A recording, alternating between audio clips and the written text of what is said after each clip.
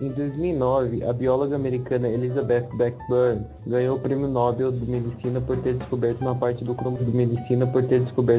do cromossomo chamada pela cientista de telômero. A partir dessa descoberta, ela junto com a psicóloga Elissa Apel, da Universidade da Califórnia em São Francisco, desenvolveram um livro, cujo nome é O Segredo Está nos Telômeros. A importância dessa descoberta é que há uma relação entre o telômero e as possíveis doenças ou formas do corpo em função do tempo que nos são submetidas quando vivemos a época da velhice ou antes da época. Um dos primeiros pontos tratados no livro é sobre como nossas células podem resultar num envelhecimento precoce.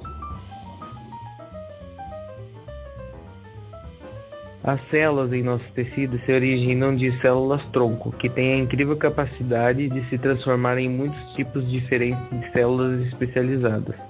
Elas vivem em nichos de células-tronco, que são um tipo de sala VIP onde elas são protegidas e ficam aguardando até serem necessárias.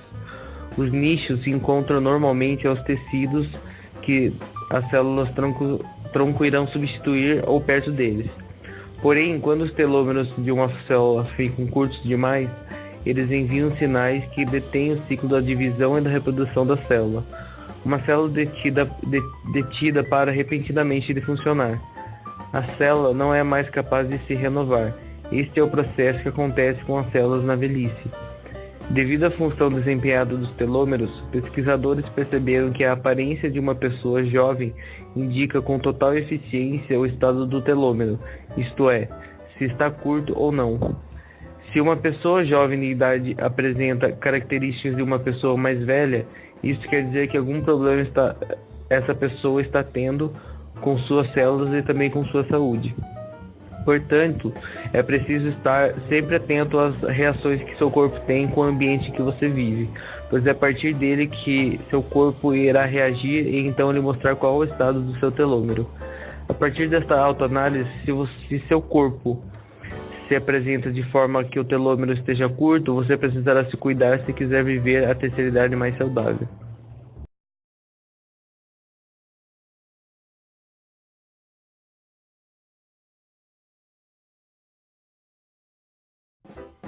Pensando nisso, será que é importante manter os nossos telômeros saudáveis? Sim, é importante. Para evitar doenças, como por exemplo o câncer. Certos tipos de câncer têm maior probabilidade de se desenvolver quando há pouca telomerase disponível, como o câncer no sangue, que é a leucemia, câncer de pâncreas.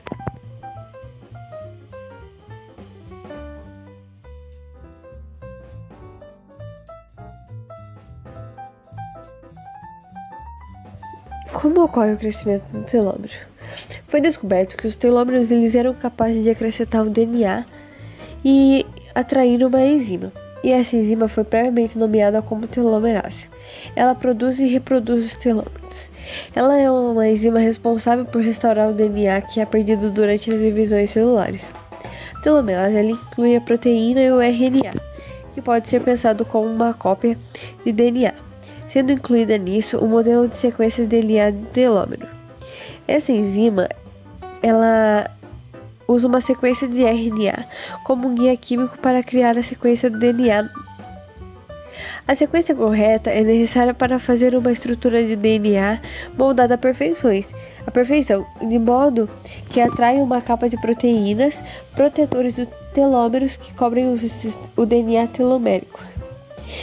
Esse novo segmento do RNA é acrescentado pela telomerose à extremidade do cromossomo, gerado pela sequência do RNA e o sistema parceiro do DNA de parear suas letras, garantindo a sequência correta de unidades estruturais do DNA telomérico seja acrescentada. Sendo assim, a telomerase ela repõe os telômeros acrescentados DNA teloméricos a ele, a cada vez que a célula se divide. Os telômeros eles gradualmente encurtam até que alcançam um ponto crítico que ordena a interrupção da divisão celular. Porém, a enzima telomerase telomerose, ela neutraliza esse encurtamento dos telômeros, acrescentando DNA e reconstruindo a extremidade do cromossomo a cada divisão celular. A telomerose ela pode tornar mais lento, prevenir ou até mesmo reverter o encurtamento dos telômeros que ocorre com a divisão celular. Podemos associar os alimentos com as atividades físicas, mas nem todos os alimentos e os suplementos são saudáveis para os telômeros.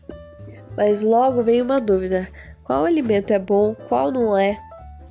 Podemos pegar um exemplo como pratos de peixe recém-pescado, tigelas transbordadas de frutas e vegetais com cores ricas, pratos de substanciosos como feijões, grãos integrais, frutas secas e sementes.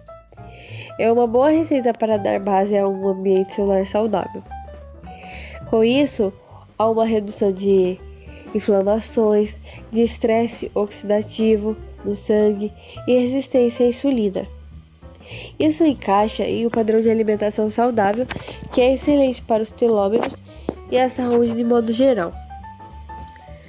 Há muitas pessoas que são doidas por café, mas ficam na dúvida se faz bem ou se não faz.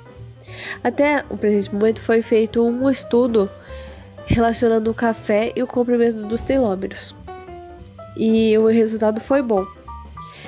Foi feita uma pesquisa com 40 pessoas com doenças crônicas do fígado, para ver se o café ajudaria na saúde delas.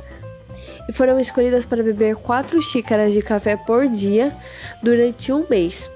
E no final do experimento, os pacientes tinham telômeros significativamente mais compridos e menos estresse oxidativo em seu sangue. Ou seja, ajudou bastante. Podemos pegar também algumas vitaminas que são associadas aos telômeros mais compridos, como a vitamina D, vitamina B, E, C. Há alguns alimentos também que são associados aos telômeros menos compridos, como a carne vermelha. Fazendo um gancho com isso, a prática de atividade física ela ajuda a manter os telômeros saudáveis. Isso provou verdadeiro até mesmo em um estudo de 1.200 pares de gêmeos, que permitiu que os efeitos de práticas de exercício fossem separados da influência genética. O gêmeo, que era mais ativo, ele tinha telômeros mais compridos que o gêmeo menos ativo. Mas não quer dizer que apenas o exercício seja útil. Sabemos que o sedentarismo é terrível para a saúde do metabolismo. Depois de algumas pesquisas feitas pelo Medical Center, foi visto que a prática da atividade física pode aumentar a ação de oposição da telomerose. Mas quais as melhores atividades a serem feitas? Foi destacado os exercícios de resistência aeróbicas moderadas, que foram realizados 3 vezes por semana, com duração de cerca de 45 minutos cada, por 6 meses. E o resultado disso foi a duplicação da telomerose. O mesmo aconteceu no treinamento da alta intensidade e descanso. Já o exercício de força não tiveram efeitos significativos em relação à telomerose. Porém, os 3 levaram uma melhoria nas proteínas associadas aos telômeros.